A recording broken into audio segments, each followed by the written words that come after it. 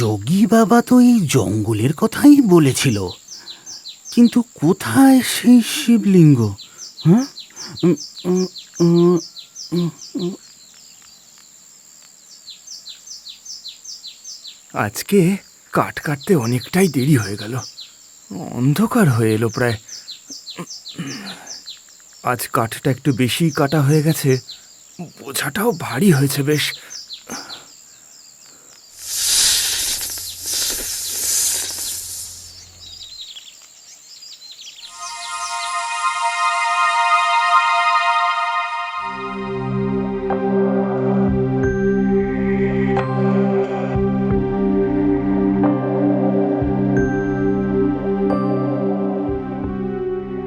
আলো, তার মানে ওই দিকটায় গিয়ে দেখি তো, সে বোধহয় এসেছে।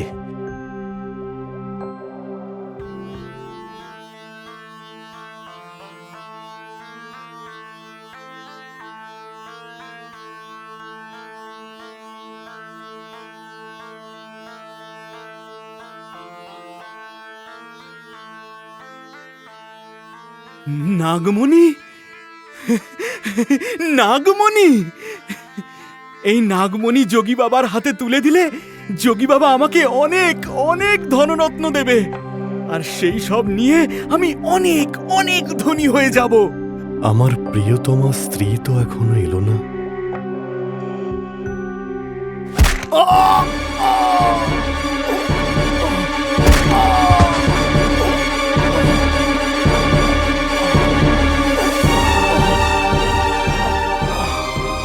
আমাকে মণি নিয়ে পালাতে হবে, নয়তো ইচ্ছাধারী নাগিন এক্ষুনি চলে আসবে।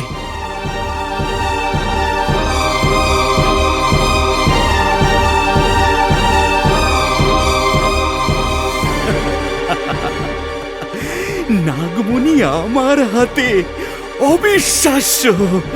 আমি মণি যোগী বাবার হাতে দিলেই আমাকে উনি অনেক ধন সম্পদ দেবেন, আর আমি অনেক ধনী হয়ে যাব।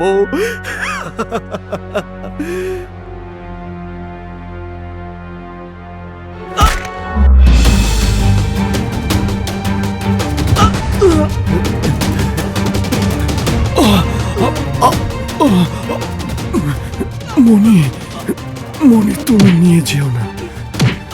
এই এই মণি তোমার কোনো কাজে লাগবে না। এটা এটা এটা আমাকে দিয়ে দাও।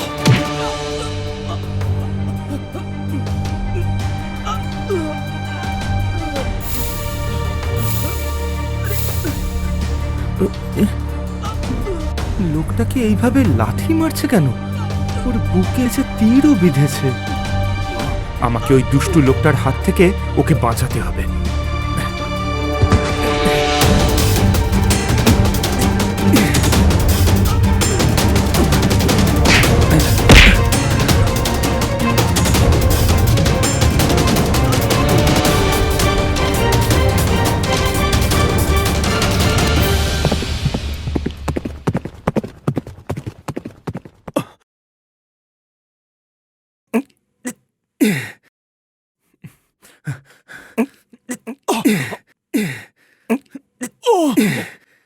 কে ওই লোকটা?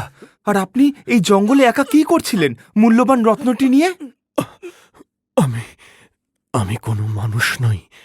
আমি আমি ইচ্ছাধারী নাগ। হ্যাঁ, ইচ্ছাধারী নাগ? হ্যাঁ, আমি একজন নাগ, কিন্তু নিজের ইচ্ছা অনুযায়ী মনুষ্য রূপ ধারণ করতে পারি। আমি আমার স্ত্রী ইচ্ছাধারী নাগিনের জন্য অপেক্ষা করছিলাম। প্রতি 50 বছর অন্তর নাগ পঞ্চমীতে এই শিবলিঙ্গে এক মহাজ্যোতির আবির্ভাব ঘটে। আমি আর আমার নাগিন মনুষ্য রূপ ধরে মহাদেবের পুজো করে এবং আমার মণি তার পদস্পর্শ করে আশীর্বাদ গ্রহণ করে আগামী 50 বছরের জন্যে অমরত্ব লাভ করি। কিন্তু কিন্তু ওই লোভী মনুষ্যটি আমাকে তীর বিদ্ধ করে মণিটি নিয়ে পালিয়ে যায়। আমার আমার নাগিন হয়তো এখনই আস। নাগরাজ, আমাকে ক্ষমা করবেন। আমি আপনাকে কোনো রকম কিছু সহযোগিতা করতে পারলাম না, আপনাকে বাঁচাতে পারলাম না। রাত হয়ে এলো। এই গভীর জঙ্গলে রাতে হিংস্র পশুর ভয়। আমার এখানে একা থাকা উচিত হবে না। ইচ্ছাধারী নাগিন হয়তো আমাকেই তাঁর স্বামীর হত্যাকারী ভেবে ক্রোধান্বিত হয়ে আমাকেই দর্শন করবে। এই মুহূর্তে আমার এখান থেকে চলে যাওয়াই উচিত হবে।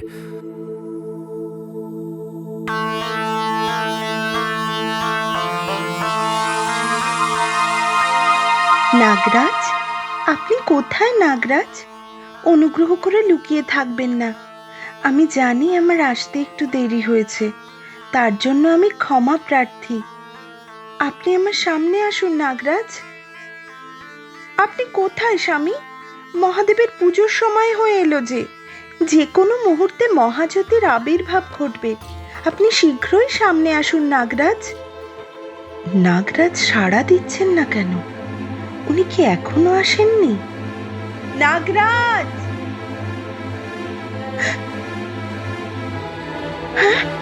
না,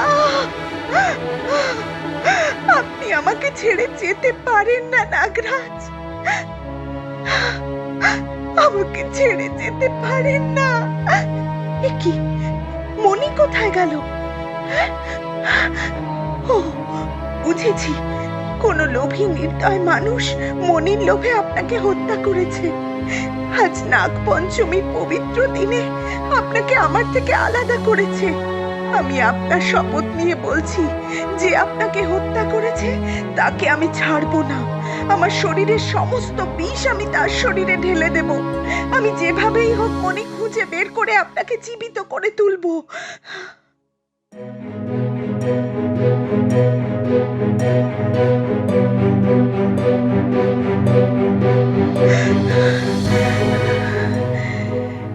এখন থেকে তোর মৃত্যুর প্রহর গোনা শুরু কর।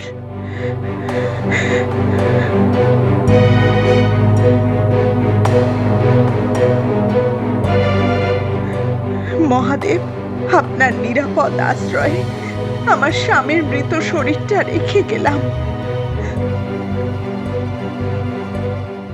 এ মা, আমাকে বরদান দে মা। দীর্ঘ 20 বছর ধরে আমি তোর আরাধনা করে যাচ্ছি, মহাসিদ্ধি যজ্ঞ করে যাচ্ছি। এই গুহার মধ্যেই মা তোর আরাধনায় আমি 20 বছর কাটিয়ে দিয়েছি। আমাকে শক্তি দে মা, আমাকে ইচ্ছাধারী নাগের মণিটা পাইয়ে দে মা।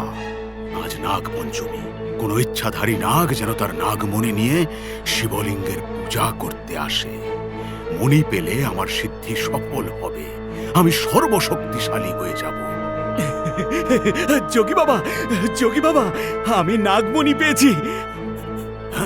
আপনার কথা মতো আমি রোহিণী জঙ্গলে গিয়েছিলাম। তারপর এক ইচ্ছাধারী নাগকে হত্যা করে আমি এই মণিটি নিয়ে এলাম। জয় ভদ্রকালী, দে দে নাগমণি, আমাকে দে। মা, আমি নাগমণি পেয়ে গেছি মা। মহাসিদ্ধি যজ্ঞ সমাপ্তি করলেই আমি এই মণির সাহায্যে সর্বশক্তিমান হয়ে যাব। এই জগৎ সংসার আমার হাতের মুঠোয় হয়ে যাবে। কিন্তু সেই মৃত সাপটা কোথায়? সেই মৃত সাপটা কোথায়? মৃত সাপটা তো আমি আনিনি যোগী বাবা। না, এ কি ভুল করে ফেললি তুই, এ কি বড় ভুল করে ফেললি তুই। ইচ্ছাধারী নাগিন যদি তার মৃত স্বামীকে পেয়ে যায়, তাহলে নাগিন এই মণি খুঁজবে, এই মণি তার মৃত স্বামীর জীবন ফিরিয়ে দেবে। যদি ওই মৃত নাগটিকে নিয়ে আসতিস, আমি এই যজ্ঞের আগুনে তাকে আহুতি দিতাম। কি করলি? যোগী বাবা, আমাকে ক্ষমা করবেন। বাবা, আপনি আমাকে এই কাজের জন্য যে ধন সম্পদ দেবেন বলেছিলেন, কখন দেবেন? তোর ধন সম্পদ চাই তো? এই আপনি আমার সাথে বিশ্বাসঘাতকতা করলেন, এটা কিন্তু ঠিক করলেন না আপনি।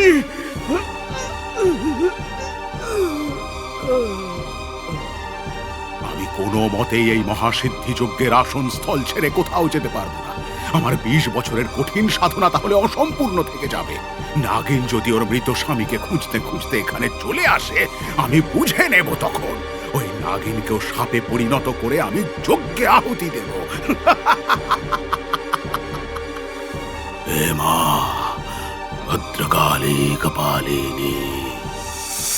কাঠুরিয়া বিষণ্ণ মনে বাড়ি ফিরে সারস বউকে জঙ্গলের ইচ্ছাধারী নাগের সমস্ত ঘটনার কথা বললেন। তারপর রাতের বেলায়